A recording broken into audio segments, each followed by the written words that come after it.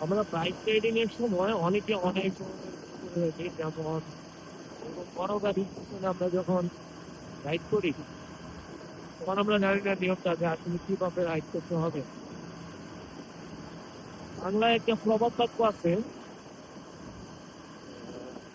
যে হচ্ছে দুই নৌকাতে পাড়া দিলে, দুই নৌকায় পাড়া দিলে ওই যে পড়তে হয়, জায়গায় পড়তে হয়। বিষয়টা কিন্তু এরকম। তো এটার উদাহরণ দিয়ে আমি বুঝাইতেছি এই কারণে দেখাচ্ছি, এটা মনে করেন আমার সামনে একটা বড় একটা গাড়ি আছে। এখন আহ, আমি কি ফলো করবো?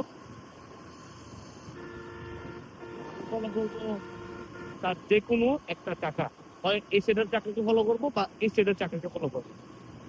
যদি আমি মনে করেন যে মাঝখান দিয়ে এভাবে চলতেছি তো চলতেছি, এই যে একটা গর্ত পড়লো এই মাত্র, হ্যাঁ, এই যে সে কিন্তু গর্তটা পাশ কাটিয়ে চলে গেছে, কারণ তার দুইটা চাকা কিন্তু সে গর্ততে ফেলায় নাই। গর্ততে পড়লো কি, আমি মাঝখান দিয়ে চলতেছি, আমি গর্ততে পড়লাম। সেম জিনিসটা আপনার সাথে হতে পারে, অহরহ হয়। সবসময় চেষ্টা করবেন যে যে কোনো একটা চাকাকে ফলো করেন। একটা চাকা সে যে দিকটা নিতেছে ওই অনুযায়ী আপনি যান। যদি অন্য কোনো জায়গা আপনার জন্য না থাকে খালি, সেক্ষেত্রে। আর যদি জায়গা খালি থাকে আপনি তো পাশ কাটিয়ে চলেই যাবেন, সেক্ষেত্রে কোনো সমস্যা নেই। তো এই জিনিসটা ফলো করবেন। ফলো করলে আশা রাখি যে অনেকে আপনার নিজের বাইকের এই গর্তের মধ্যে পড়া থেকে বাঁচাইতে পারবেন। কারণ তারা যখন চলে তখন কিন্তু তাদের দুইটা চাকা সেফলি সেফ জায়গা দিয়ে নেয়, আর মাঝখান দিয়ে গর্ত মর্ত যা আছে সব করে।